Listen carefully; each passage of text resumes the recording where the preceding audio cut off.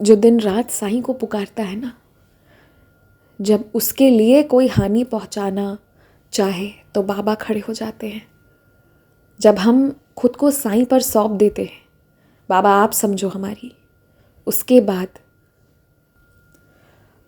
इंसान वर्सेस हम नहीं होते हैं, इंसान वर्सेस साईं हो जाता है।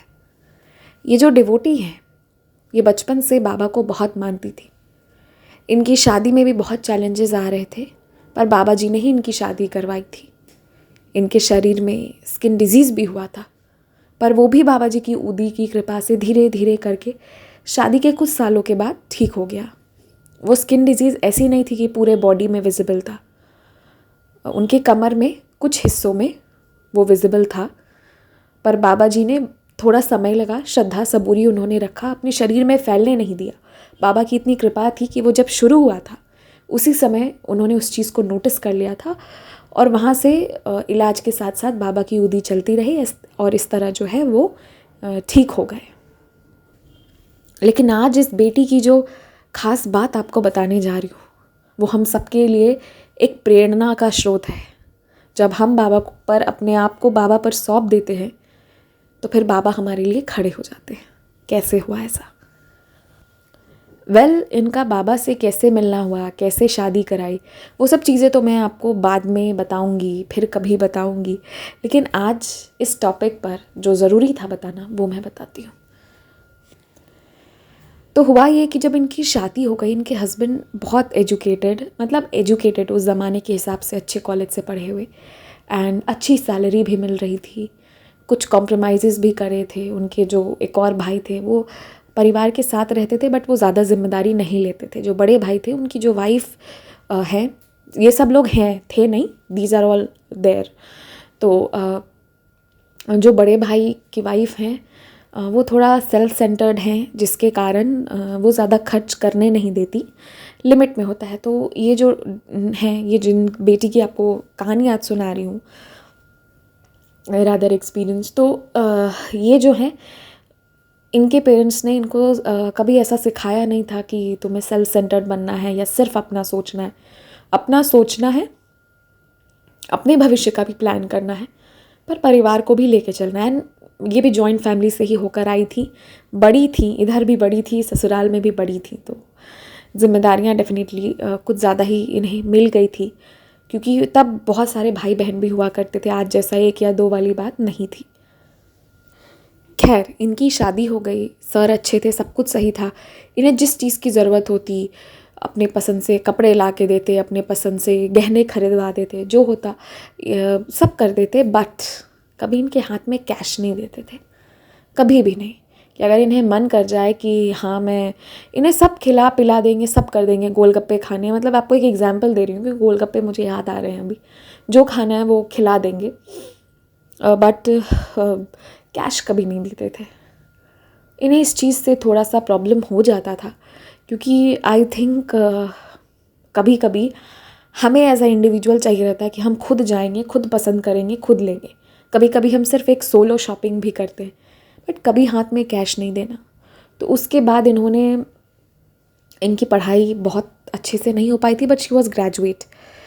तो इन्होंने गवर्नमेंट के थ्रू जो है, इन्होंने स्टिचिंग, कुकिंग, ये सब सीखा, प्रोफेशनली सीखा। उन दिनों जो है, इवन क्योंकि मैं जानती हूँ इसलिए ये मैं ज़्यादा आइडेंटिटी नहीं कभी ज़िंदगी में डिस्क्लोज नहीं करना चाहूँगी।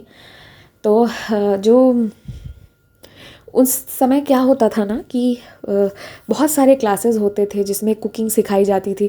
अब यूट्यूब का ज़माना आ गया, अब हम तो बस सीखते हैं, रेसिपी बनाते हैं, फिर भूल जाते हैं, फिर सीखते हैं, और हमको कोई फ़र्क नहीं पड़ता कि हमको रेसिपी याद रखना है। पता है, जब मन करेगा गूगल करेंगे, यूट्यूब करेंगे, पता चल जाएगा। बट उस वक्त जो था कि प्रॉपर क्लासेस हुआ करते थे, पौष्टिक खाना का क्लास होता था, एंड चावल कैसे बनाना है, दाल कैसे बनाना है। आई जस्ट वंडर कि लोग सच में कैसे करने चले जाते होंगे क्लासेस, बट करते थे। एंड अभी तो जैसे कि बेकरी की क्लासेस है, that is fashion, kind of trend है कि हाँ, आजकल लोग बेकरी की क्लासेस ले रहे हैं, बट उन दिनों कुकिंग के क्लासेस अभी भी लिए जाते होंगे, आई डोंट नो, बट क्योंकि मैं अपने आसपास नहीं देखती हूँ इसलिए मुझे पता नहीं है, ज़रूर होते होंगे। तो इन्होंने वो सब क्लासेस करे थे, बट पता नहीं गवर्नमेंट के थ्रू करा था कैसे किया, आई डोंट नो। उसके बाद उन्हें एक जॉब मिल गई, वहाँ पे वो सबको ट्रेनिंग करना शुरू कर दी कि आपको कैसे कैसे, उनके ट्रेनिंग का बहुत सारा सेक्टर होता था कि इनिशियली आपको तरह तरह के स्टिचिंग सिखाए जाएंगे, फिर आपको स्वेटर्स स्टिच करना भी सिखाया जाएगा, बहुत चीज़ें होती थी। तो फिर उन्होंने ये करवाना शुरू कर दिया। एंड वहाँ से एक चीज़ और हुई कि वो कभी कभी अपने घर भी कुछ स्वेटर स्टिच करवा के ले आया करती थी, जो उनके घर के छोटे छोटे बच्चे थे वो उनको भी मिल जाया करता था। ठीक है, तो ये सारी चीज़ें हो रही थी, ये सारी चीज़ें होती थी। और अब जो था, उन्होंने ये ट्रेनिंग करा, उसके बाद जब उनका जॉब हो गया तो एक चीज़ अच्छी हो गई कि हाँ, उनके पर्स में 10-20-50 रुपए रहते थे। मतलब एक बहुत नॉमिनल सैलरी मिलती थी, बहुत ज़्यादा सैलरी नहीं मिलती थी, क्योंकि आप जानते हैं कि अगर आप स्टिचिंग सीख रहे हो तो या तो फिर आप अच्छा सा बुटीक खोलो या फिर अच्छा सा आपका स्टोर वोर है तो ठीक है, नहीं है तो इनका कुछ वो नहीं था, बस टीचिंग करती थी। तो हमारे करिकुलम में कुछ ऐसा बनाया ही गया था। अब तो खैर बहुत चेंजेस आ गए कि उन दिनों ना आर्ट क्राफ्ट को इम्पोर्टेंस थोड़ा कम दिया जाता था। और ये बात जो है यही यूपी एमपी बिहार की बात कर रही हूँ मैं, दिल्ली और मुंबई की नहीं कर रही हूँ, जो शायद तब भी फास्ट होगा, मुझे आइडिया नहीं है, बिल्कुल आइडिया नहीं है दिल्ली मुंबई का कल्चर का। तो फिर यहाँ के कल्चर में उन चीज़ों को उतना इम्पोर्टेंस नहीं था, तो एक बेसिक सैलरी मिलती थी, सेविंग्स भी हो जाता था, क्योंकि घर पे इन्हें कुछ अपने तरफ से लाना नहीं पड़ता था, बट हाँ जाना आना और एक वो जो फीलिंग होती है ना कि हाँ मेरे पर्स में पैसे हैं, आई कैन पे, भले आप उसको पे करो या मत करो वो अलग बात है, बट एक अंदर से कॉन्फिडेंस रहता है इंसान का, तो वो चीज़ थी। उन्हें ये मिला, उन तो ना यहाँ पे उनका अप्रोच ये था, ये क्यों मैंने इसको इतना एलैबोरेट किया आप सुनिएगा आप। तो बाबा को शुक्रिया करती हैं कि चलो बाबा बहुत अच्छा हुआ कि मेरे हस्बैंड कभी मुझे कैश पहले नहीं देते थे, अगर उन्होंने दे दिया होता तो मेरी आदत भी यही होती कि मैं जो वो कमा रहे मैं उस पर उड़ा रही होती, मैं कभी यहाँ तक निकल कर नहीं आई होती, कभी मैंने इतना सीखा नहीं होता। ज़्यादा दिन नहीं, थोड़े दिन में ही वो सीख गई, कुछ महीनों की ट्रेनिंग लेके एंड उन्हें जॉब लग गई, इतनी अच्छी, इतनी बगल में, इतना बढ़िया सिचुएशन जहाँ, और वो प्राइवेट में उन्होंने काम किया, वो वहाँ से रिटायर भी की बराबर अच्छे से। तो उन्होंने कहा कि मतलब वो बाबा को बहुत शुक्रिया करती थी, और उनका पॉइंट ऑफ व्यू इतना अच्छा था, उन्हें लगता था कि उनके हस्बैंड जानबूझ के उन्हें नहीं देते थे ताकि मैं जो हूँ यहाँ से निकल कर जाऊँ, क्योंकि उस वक्त ये था ना कि अगर वो घर पे रहती, बाकी जितने उनके भाई की वाइफ थी, बड़े वाले जो भी थे, सब लोग बाहर जाते थे, तो उन्हें लगा कि शायद अगर मैं घर पे रहती तो मुझे सारा इतना काम करना पड़ता, which my husband would not like, तो शायद इसलिए उन्होंने ऐसा सिचुएशन किया होगा कि मैं बाहर जाऊँ। तो इनके सोचने का तरीका ही कुछ और था, ये भ्रम में जी रही थी। ठीक है, तो और ऐसे सर बहुत अच्छे थे, बट उनकी जो बहुत बड़ी कमी थी वो ये थी कि जब उनके पीछे में सबसे उनकी बस बुराई करते रहना, ऐसी है वैसी है, बीमार थी तो शादी क्यों करा, बीमार क्या थी, बस स्किन में थोड़ा एक इशू था जो कुछ सालों में सॉल्व हो गया back side of the body में, बट उसके वजह से किसी की इतनी निंदा करना, इतनी निंदा करना। एंड ऐसा नहीं है, सर ने भी बहुत सारे गिफ्ट्स लिए थे शादी होने के लिए, आप समझ रहे हैं कैसे गिफ्ट्स थे, जो भी था उन दिनों चलता था, तो बहुत कुछ हुआ था, बट बहुत अच्छा इंसान उन्होंने लिया था जिसकी उन्हें तब कदर नहीं थी। और अपने भाई बहनों में भी बहुत व्यस्त रहते, अपनी वाइफ को भी टाइम देते, करते बहुत कुछ करते, बट बावजूद उसके ना अलग मिजाज कि मैंने इतना किया, ये ऐसी है, ये वैसी है, ये एडजस्ट नहीं करेगी, ये नहीं वो नहीं। And I must add you here, उनके सर की बहनों की जो शादी हुई तो सर ने तो खुद से ही पूरी शादी करे थे और पूरा पैसा लगाए थे। एंड उसके बाद ये मैडम भी, इन्होंने जो भी कमाया था, जो भी इनका जमा था, इन्होंने भी अपना लगाया, बहुत तरह से सपोर्ट किया, अच्छे फैमिली में सब कुछ अच्छा कराया कि अच्छा हो। तो जो इनकी सिस्टर इन लॉज थी, उन्हें प्रोबेबली इनकी इज्जत करनी चाहिए थे, अच्छे से रहती भी थी, घूमना फिरना भी होता था, पर जब मौका मिलता था ताना बहुत देती थी। इन्हें कभी किसी ने ना फिज़िकली थप्पड़ नहीं मारा, बस इतना ही उन लोगों ने कमी छोड़ा था कि एक थप्पड़ नहीं लगाया, बाकी उन्होंने सब कर दिया। मेंटली किसी को हैरास करना भी ना, हर वक्त उसकी कमी निकालना, ये थप्पड़ से भी बहुत ज़्यादा भारी होता है। मतलब किसी को आप फिज़िकली हरास करो या मेंटली हरास करो, कर तो रहे हो ना भाई, वो परेशान हो रहा है और ये सुधरने की कोशिश करती। खैर इन्होंने अपने फ़र्ज़ हमेशा निभाए। इनकी मदर इन लॉ भी इनको सुनाती, क्योंकि ये घर पे सबसे सीधी पड़ गई थी, इन्हें बहस करने की ज़्यादा आदत नहीं थी। पर ये बाबा की पूजा हमेशा करती थी और बाबा से बस ये कहती थी, बाबा मुझ में जो कमी है ना उसे सुधार कर दो, कि मैं सबके लायक बन जाऊँ और जो है सबका जो भी दुख है वो दूर हो जाए, सब खुश रहें, मैं भी खुश रहूँ, क्योंकि ये सच में चाहती थी खुश रहना। और फिर क्या हुआ, ये सब सही चल रहा था, पूरी फैमिली मिलजुल कर थी, इनके हस्बैंड इन पे भी खर्च करते, अपनी बेटी को भी अच्छे से ही रखते और उसके बाद जो है बाकी अपने फैमिली के लिए करते। हिसाब किताब पूछने का इन्हें कोई हक नहीं था, उतना ये पूछ नहीं सकती थी, या हिसाब किताब पूछती तो दे भी देते, बट ये रोक टोक नहीं कर सकती थी। और जब आप क्या होता है कि जब सारे भाई बहन सब अच्छे अच्छे पोजीशन पे हैं, किसी के पास कोई कमी नहीं है, तो ज़रूरत से ज़्यादा भी किसी पे स्पेंड नहीं करना चाहिए। डेफिनेटली आपकी फैमिली है, आप गिफ्ट दो, जो करना है करो, बट एक लिमिट होना चाहिए। अब उनका पूरा भार ले लेना, and when they are also earning well, तो कभी कभी ऐसी चीज़ें भी होती थी। पर ये मैडम ने तब भी नहीं रोका, ये बस बाबा को कहती थी कि बाबा हमारा भी पूरा करना। इन्होंने मतलब इन्होंने कभी नहीं रोका। और इनकी जो गलती है वो पूरी दुनिया आस पड़ोस जो आता उसको, ये ऐसी है, ये वैसी है, इसका ना ये आदत एकदम ख़राब है, सुबह इतने बजे उठेगी, रात में जल्दी सो जाएगी, ये वो, मतलब हमेशा रोक टोक। और फिर भी एक टाइम के बाद इंसान का क्या ही है, कोई बात नहीं, उनकी आदत हो गई थी, वो ऐसे ही जी रही थी। सब कुछ हुआ, कभी कभी वो अकेले बैठकर रोया करती और बाबा से पूछती कि बाबा मुझे ऐसा क्यों बनाया, क्यों मैं सही नहीं हूँ। उन्हें अभी तक अपनी ही गलती लगती थी, आँख नहीं खुला था, रियलाइज़ नहीं हुआ। रियलाइजेशन की बारी भी आई, क्योंकि इनके आंसू बहुत सच्चे थे। बाबा के सामने बैठ बैठ कर रोना। एक टाइम था जब ठंड के कारण घुटनों में बहुत दर्द हो गया था, ठंड के कारण या किस कारण मुझे नहीं पता, नीचे बैठ नहीं पाती थी ज़मीन पे, फिर भी काम करती थी। मेड थी, लेकिन वो मेड बहुत नॉमिनल काम करती थी, उसके बाद ये बहुत काम करती थी। और इनके हस्बैंड भी अपने फैमिली, अपने पेरेंट्स और अपने भाई बहनों के लिए बहुत ज़्यादा पेन लेकर काम करते थे। बट इसका एक दिन ऐसा अंजाम हुआ जो इन दोनों हस्बैंड वाइफ ने कभी नहीं सोचा था। इनके हस्बैंड का सब कुछ अच्छा था, पर मुंह से बहुत ख़राब अपनी वाइफ के लिए बोलते करते मतलब था। और पीछे में अपने घर पर और अपने ससुराल में अपनी वाइफ को सिर्फ बदनाम कर रखा था। एंड सब शॉक्ड रहते थे कि ये लड़की ऐसी नहीं थी शादी के पहले, इतना कैसे बदल गई। और इन्हें बहुत सुनाया जाता था, ऐसी हो वैसी हो, ऐसे रहो वैसे रहो।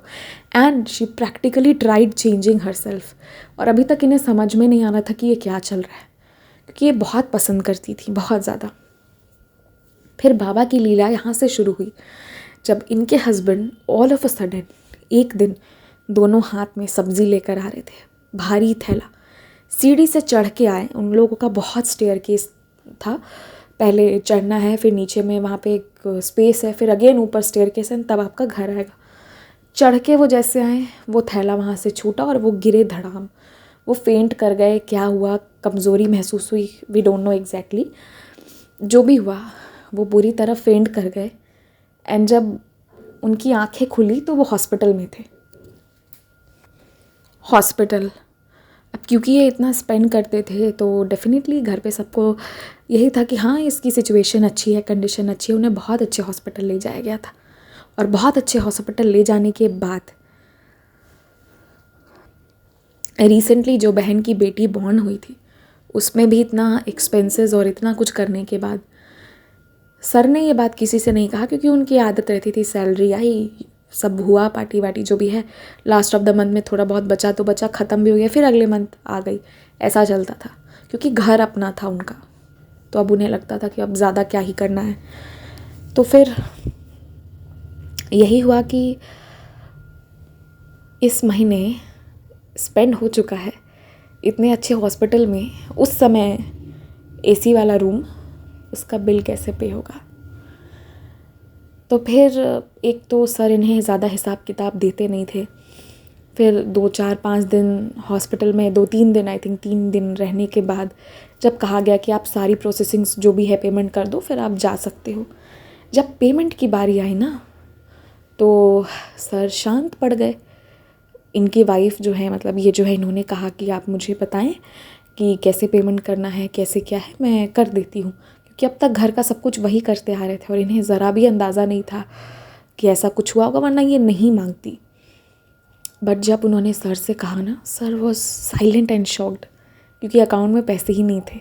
बहुत मिनिमल अमाउंट था जो अकाउंट मेंटेन करने के लिए चाहिए। वो तो अगले महीने की सैलरी पे डिपेंड कर रहा था। उन्हें क्या पता था चक्कर आएगा, गिरेंगे और हॉस्पिटल पहुंच जाएंगे। उन्होंने ये बात मैडम से बताई। अब ये भी डर गई, अगले दिन पैसे देने हैं, पैसे आएंगे कहाँ से। मैडम कमा रही हैं, इनके पास पैसे हैं, लेकिन उतने नहीं हैं जितने हॉस्पिटल में पेमेंट करने हैं। उस रात इनकी वाइफ बहुत रोने लगी। आज तक अपने हस्बैंड को कुछ भी नहीं बोलने वाली वाइफ के मुंह से इतने समय में बस एक ही बार एक ही शिकायत निकली, मैं आपसे बस कहती थी कि सबकी करो, मैंने आपको कभी रोका नहीं, पर आपको अपने लिए भी सोचना चाहिए था। पता नहीं कैसे पूरा होगा, और जब तक हम पेमेंट करेंगे नहीं, आपको ले नहीं जाने दिया जाएगा। और हम मांगे तो किस मुंह से मांगे, मांगे तो कैसे मांगे, क्योंकि सर के बीमार पड़ जाने के बाद उनकी बहनों का हॉस्पिटल में आना जाना कम हो गया। भाई ड्यूटी का बहाना दे के रहते तो यही मैडम खाना बनाती, इनका केयर भी करते, और थोड़ी देर कोई शाम वाम में मिलने आता तो आता, नहीं तो नहीं। ये सीन रहा। इन 3 से 4 दिनों में उन्होंने सच्चाई देखनी शुरू की कि जब पूरा कर रहा था तो सब डिमांड लेके पालथी मार के आके बैठ जाते थे, और आज जब हॉस्पिटल के बेड पर हूँ तो सब क्यों नहीं आ रहे। माँ बूढ़ी हैं, डेफिनेटली वो उतना नहीं आ जा सकती हैं, पर बाकी भाई बहन तो आ सकते थे। अब जब आज ये रो रही थी, क्योंकि हॉस्पिटल का फॉर्मेलिटीज़ पूरा करना है कल सुबह, और आज इन लोगों को पता चला कि अब पैसे नहीं हैं। रोते रोते पहली बार इन्होंने बाबा से शिकायत की, नज़रें झुकाकर, कि बाबा आज मैं हार गई हूँ, आज मुझे पता नहीं है मैं किससे मांगने जाऊँ, क्योंकि अपनी नंदों से बोलने जाएंगी, सिस्टर इन लॉ से, तो पता नहीं वो तो खा जाएंगी। भैया जो है वो बहाना दे देंगे कि इस महीना ये चल रहा है, वो चल रहा है, तुम लोग एडजस्ट कर लो, मैनेज कर लो। कंगन बेचने भी कह देंगे, लेकिन पैसे नहीं देंगे। इतने ज़्यादा भी पैसे नहीं थे कि अगर भाई बहन चाहते तो उनके लिए दे नहीं सकते थे, पर पैसे नहीं देते। बाकी सब कर देते, मुंह से अच्छी बातें कर लेते, खूब प्यार लुटा देते, बस खर्चे नहीं करते। मैं क्या करूं बाबा, बहुत रोई, बहुत रोई, हद कर दी रो रो के बाबा के सामने। बाबा के सामने कैसे? उनके पर्स में जो बाबा की फ़ोटो थी उसमें, क्योंकि उन दिनों इतने बाबा पॉपुलर नहीं थे, स्पेशली इन एरियाज़ में, कि आपको हॉस्पिटल में मिल जाएंगे। मिलते भी होंगे कहीं कहीं, बट वहाँ नहीं। बाबा was always popular, I am extremely sorry, but उस वक्त टाइम नहीं आया था। सही समय आने पर सारी चीज़ें होती है। बाबा का चोज़न टाइम अब चल रहा है, उस वक्त नहीं था। तो यही हुआ। इसके बाद जो है, ये रात में बहुत रो रही थी। इनके हस्बैंड वहाँ सोए हुए थे, इन्हें रात में नींद नहीं आ रही थी, क्योंकि कल इन्हें फॉर्मेलिटीज़ करना था। तो खैर इन्होंने मन ही मन बना लिया था कि कोई बात नहीं, जो ईयरिंग मुझे इन्होंने ही दिलवाई थी, वही बड़े वाले जो झुमके थे उन्हें ही मैं रख दूँ, क्योंकि जो ज्वेलर है वो जान पहचान का हो गया था। और इससे आप समझ सकते हैं सर कितने रेगुलरली ज्वेलरीज बनवाते थे, बट वो अपनी वाइफ के लिए नहीं। वाइफ के लिए साल में एक बार रहता था, बाकी समय बहन, बहन की बेटी, उसके फैमिली ये वो। और तब जाके उसके बाद जो है, ये रात भर रोती रही। मैंने सोचा कोई बात नहीं, वो जो ईयरिंग इन्होंने बनवाई थी शायद इसीलिए बाबा जी ने बनवाई होगी कि वो इस दिन के लिए काम आना होगा। फिर इन्होंने आंसू पोंछा, फिर इन्होंने बाबा जी को फिर शिकायत तो कर दी थी, रोई तो बहुत रोई, लेकिन फिर उसके बाद इनके मन में वो ईयरिंग आई एंड ये शांत हो गई। इन्होंने तय कर लिया कोई बात नहीं, कल जाऊँगी घर, सीधे बैंक जाऊँगी, वहाँ से निकालना है मैंने, सेल करना है या उसके पास रख के उधार लेके, and then I have to pay, क्योंकि इनके अकाउंट में खुद उतने पैसे नहीं थे। मैंने कहा था बहुत नॉमिनल कमा रही थी, उतना नहीं था कि उतना लाख का बिल पकड़ा दे तो कोई ये पेमेंट कर पाए। और इनके हस्बैंड भी बहुत लंबे समय के लिए हॉस्पिटल में बेहोश रहे थे, मतलब कुछ घंटों, कुछ अच्छा खासा टाइम के लिए बेहोश रह के तब होश आई थी, इसलिए 2-3 दिन उन्हें वहाँ रखा गया था। और उस हॉस्पिटल का क्या कल्चर था, कैसा था, वो तो वही लोग जानते होंगे, जो भी था। बिल आ गया था। रात ऐसे गुजरी। अब ये रात में रो रो के पहले तो नींद नहीं आई, लेकिन जब इन्हें झुमका याद आया फिर जैसे तैसे करके सो गई कि चलो कोई बात नहीं, जो है सही है, ठीक है, ये बच गए वही बड़ी बात है, झुमका का क्या है, वो तो मैं फिर ले आऊँगी। ये तो सो गई, लेकिन बाबा उस दिन नहीं सोए। जब हम बाबा बाबा करते हैं ना तो बाबा प्रकट हो जाते हैं।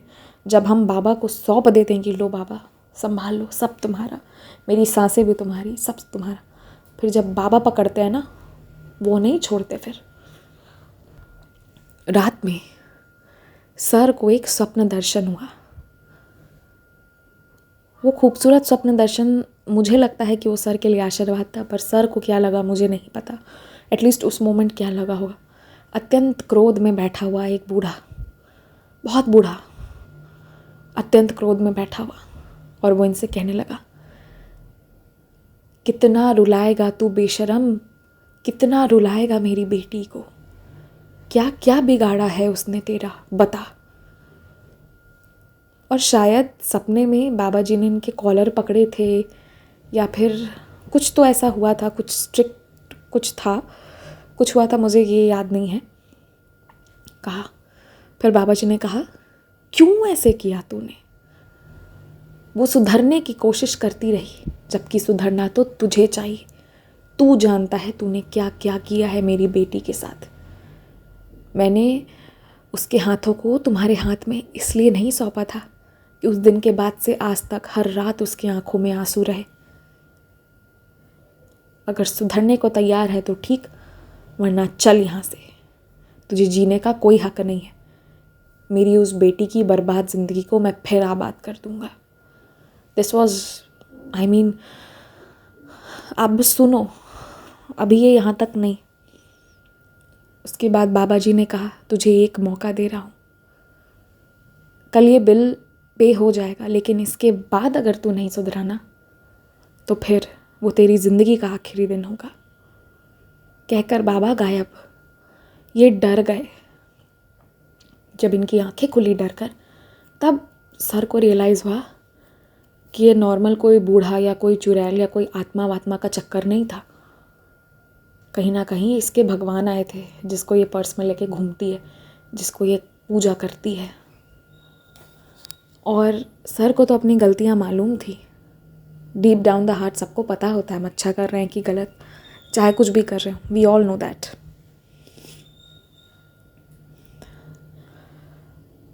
अब सर की आंखों से आंसू बहने लगे। खैर, वो रात मैडम गहरी नींद में सो चुकी थी और सर की नींद खुल चुकी थी। फिर वो बाकी की पूरी रात से सुबह तक जागे रहे और मैडम बहुत अच्छी नींद लेकर फिर उठी। मतलब वो ऐसी नींद थी ना जो शादी के बाद उन्हें एक भी दिन नहीं आई थी। इतना सुकून वाला वो नींद था, उन्हें खुद समझ नहीं आया ये क्या हुआ। सुबह होते ही उनकी मम्मी का फ़ोन आता है। शादी से पहले, जब इन लोगों की शादी नहीं हुई थी, उससे पहले इनके फादर से जिस आदमी ने शॉप लगाने के लिए पैसा लिया था, वो आदमी पैसा लौटाने आया था। उसी कॉलोनी का था वो। मैं कॉलोनी का नाम, शॉप का नाम नहीं बता रही हूँ, वरना जो इधर के लोग हैं ना वो पकड़ लेंगे, गलत हो जाएगा। आप समझ रहे हैं ना, मैं प्राइवेसी को लेके चलती हूँ पूरा। तो उसके बाद जो है उस कॉलोनी, उस शॉप वाले ने, and today he is very famous. खैर छोड़िए, नो क्लूज़, ताकि कोई गेस नहीं करे। हाँ, फिर उसने कहा कि मम्मी का फ़ोन आया कि जो लेके गए थे और फादर का डेथ हो चुका था, तभी इन्होंने ज़िम्मेदारी ली थी, बट ज़िम्मेदारी दूसरे डायरेक्शन में सर ने उसको डाइवर्ट कर दिया था। तब मैडम, उनकी मम्मी ने कहा, उन्होंने पैसे दिए हैं और तू ले ले, तेरे इलाज के लिए ज़रूरी पड़ेंगे। मम्मी को ये बिल्कुल नहीं पता था कि पैसे कम पड़ रहे हैं या ज़्यादा। ये दोनों डिस्कशन बस हस्बैंड वाइफ के बीच हुई थी, इन्होंने परिवार में किसी से नहीं बांटा था। बट सडनली मम्मी का कॉल आया। सर ने अपनी वाइफ को कहा, वो घर गई एज़ यूजुअल जाती थी, ब्रेकफास्ट लेके आती थी, पैसे लेके आई। एंड उसके बाद इन्हें अपने अकाउंट से पैसे भी नहीं निकालने पड़े। वो एग्जैक्टली उतना अमाउंट था जितनी उन्हें हॉस्पिटल में पे करने के लिए ज़रूरत थी। एंड माइंडेड, उन्होंने इतना पैसा नहीं दिया था उस आदमी को, बट उसने अपनी मर्ज़ी से इंटरेस्ट के साथ चुकाया, क्योंकि वो आदमी के अंदर आँखों में पानी थी। उसे रियलाइजेशन था कि सर ने इतने पैसे दिए और फिर सर खुद नहीं रहे, उनके बेटे हैं, मुझे लौटाना चाहिए। तो with interest he had return the money. तो फिर इनकी वाइफ को तो ये सब कुछ पता नहीं था। वो तो जैसा ही करते करते बहुत खुश हो गई और पेमेंट करा, सब कुछ हुआ। और फिर सर घर भी आ गए। बट घर आने के बाद ना सर बहुत शांत हो गए, बहुत साइलेंट। और उसके बाद उनकी वाइफ पूछी कि क्या हुआ क्या नहीं, पहले की तरह ही केयर करना, आप क्या खाएंगे जी, क्या पिएंगे, मैं ये बना दूँ वो बना दूँ, आपके पसंद का बनाया ये खा लीजिए, वो चटनी पसंद है वो भी खा लीजिए, हॉस्पिटल में रहे थे अभी 2-4 दिन की छुट्टी करा लीजिए, कोई ये नहीं, मैं संभाल लूँगी, आप चिंता मत करिए, आप टेंशन मत लीजिए, सब मैनेज हो जाएगा, ये वो। बस सर सुनते रहे। उसके बाद जब सर ठीक हुए तो फिर उन्होंने डिसाइड किया कि क्योंकि ये घर सर का ख़रीदा हुआ घर था, तो यहाँ पर उनकी मम्मी रहेंगी और ये दोनों रहेंगे। और जो बाकी का हिस्सा है जिसमें भाई बहन रहते हैं, रूम ऑक्यूपाइड रहता है, कभी कोई आ रहा है जा रहा है, कभी बहन के ससुराल का आदमी कोई ये ले रहा है, वो सबको खाली करके वहाँ उन्होंने किराया लगाने का डिसीज़न लिया। उन्होंने फैमिली में फिर सबको बताया कि हाँ इस तरह से हम घर को खाली छोड़ देंगे, तो ये सही बात नहीं है। और भैया को भी अपना क्वार्टर मिल रहा है, बहन की अच्छी शादी करा दी गई है, घर सबका अच्छा है, 3-4 बहनें थीं, 2 तो बाहर ही रहती थी। तो अब सब अपने अपने जगह पर रहेंगे और रूम को हम इस तरह बंद करके ऑक्यूपाई करके नहीं रखेंगे। और बाकी के सारे नीचे और फर्स्ट फ्लोर में पूरे में फिर किराया लगा दिया गया। भाई बहन इस डिसीजन से हिल गए। वाइफ को कोसने की कोशिश करी, पर इस बार हस्बैंड ने रोक दिया। इस बार उन्होंने कहा, इसने ना कुछ सिखाया है ना भड़काया है, ये मेरा डिसीजन है क्योंकि ये मेरी प्रॉपर्टी है, मैं आप लोगों को भगाता नहीं, आप चाहो तो हमारे साथ ऊपर आओ, पर एक ही घर पे हम सब मिलकर रहेंगे, ज़रूरत पड़ी तो दरी बिछाएंगे, नीचे ड्राइंग रूम में सोएंगे, बट अब मैं पूरे घर को ऐसे नहीं छोड़ सकता, मुझे किराया लगाना है, ये प्रॉपर्टी मेरी ऐसे वेस्ट हो रही है। तो फिर कुछ वक्त तक भाई उनके साथ रहे, भाई भाभी, एंड देन फिर वो अपने क्वार्टर में मूव कर गए। फिर बहन का भी एक लिमिट हो गया, आती जाती थी, बट ऐसे पहले की तरह नहीं रहता था कि भाई का वो रूम लॉक करके रख लिया है, कभी अपने देवर को वो रूम दे दिया भाई का, कभी दोस्त आ रहे हैं तो उनको वहाँ रोक दिया, वो सब होना बंद हो गया। और इनका जो है वहाँ से भी मनी आने लगी, जिसको मैडम जी को रिस्पॉन्सिबिलिटी दे दी गई कि इसकी जो भी मनी आएगी ये आप लेंगी, इसका हिसाब किताब भी आप करेंगी।